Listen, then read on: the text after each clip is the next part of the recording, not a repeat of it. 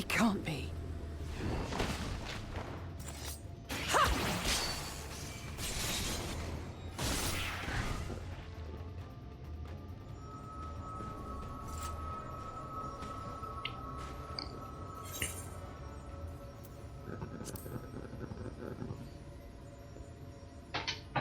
Just a lesser sin eater. Nothing to write home about. I knew you'd turn up sooner or later, but I had been hoping for sooner.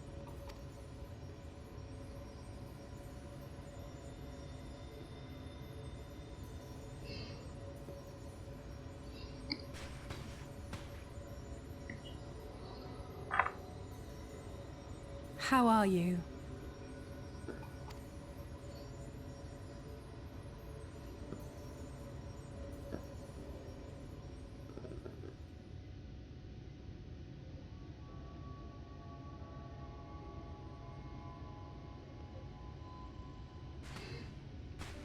We've fought them to a standstill, then.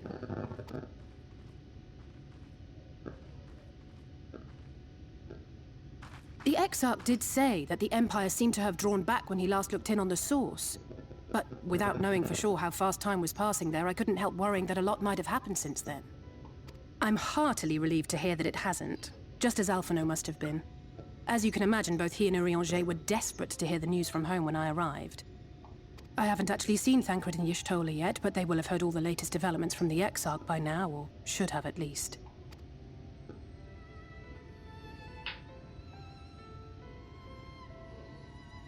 When I think of how frantic Tataru and the others must be, I want nothing more than to rush back and reassure them. But we still haven't found a way to reverse the summoning. And even if we had, we couldn't just ignore Urianger's vision. He may use 10 words where one would suffice, and they may often obscure as much as they reveal. But on this matter, he was as clear as day. I do not doubt for one moment that he saw what he claims. Nor how difficult it must have been to speak about them. The 8th Umbral Calamity and your death aren't exactly topics for idle conversation. As much as I might want to go home, I don't want to go home to that. We can't...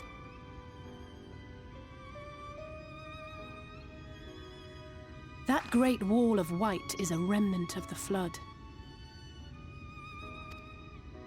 100 years ago, the balance in the First tipped decisively in favor of light. From that moment, it rose and swelled with each passing day, and then, without warning, it burst forth like water from a broken dam. A colossal wave of pure light, drowning everything in its wake. Only Norvrant was spared. For the most part, living things are composed of ether of various different aspects. But when exposed to such a flood, their etheric harmony is shattered, and their natural form breaks down.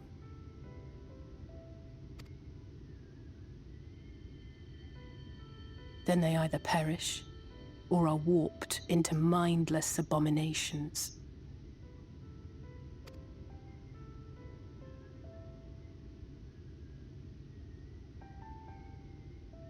Yes, that's how the Sin Eaters came to be. They were once living creatures, or people, that were caught in the path of the flood. Once the change is wrought, there is no going back. In that instant, they are gripped by an insatiable appetite for ether, and will happily gorge themselves on any living thing within reach. But even that is not the worst of it. The stronger Sin Eaters can plant light in us, like seeds in soil, corrupting our ether and triggering the birth of new monstrosities. They are creatures of base instinct that exist only to feed and to multiply.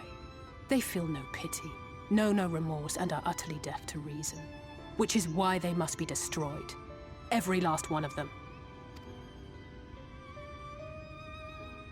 The infirmary is full of the Sin Eaters' victims, left here to spend their final hours waiting for the change to overtake them.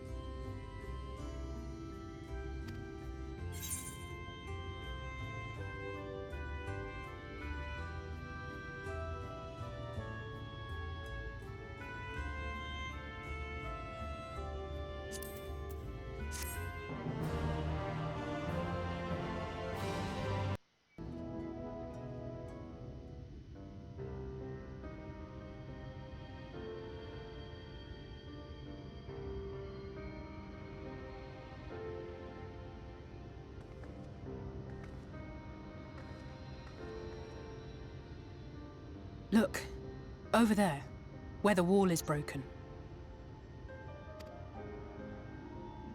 Do you see what lies beyond? That's what the land became after the light flooded in. An empty white nothingness. Life cannot exist in such conditions. The primordial light would wreak havoc on the body's etheric balance.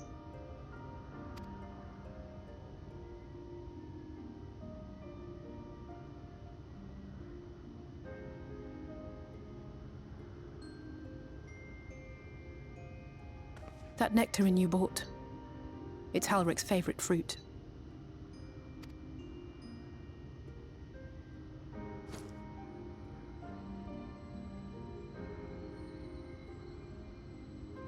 Most of the patients, Halric included, survived the attacks of powerful eaters. But their fate was sealed all the same. The monster's corruption has entered their bodies, and their very essence is being subsumed by light. The twisted state of the world itself just makes matters worse. Under normal circumstances, a person's ether naturally tends to equilibrium. But for these poor souls, the opposite is true. Sooner or later, every single one of them will turn.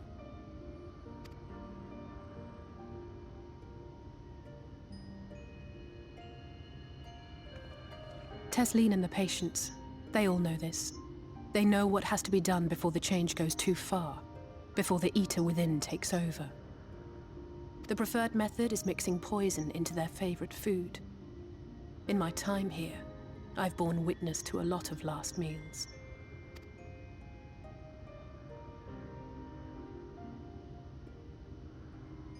I feel just as helpless as before. No matter how hard I fight, it's never enough.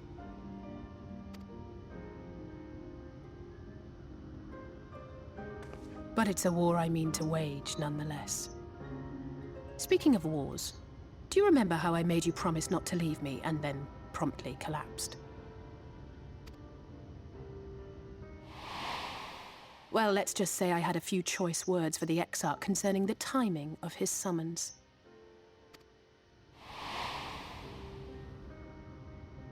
But even if the fault lay with someone else, I couldn't shake the feeling that I'd abandon you on the battlefield.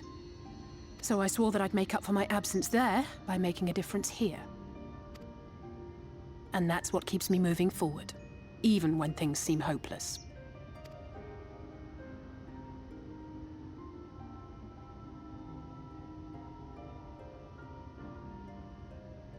On which note, it's time we headed back. The longer we keep Tesleen waiting, the harder this will be for her.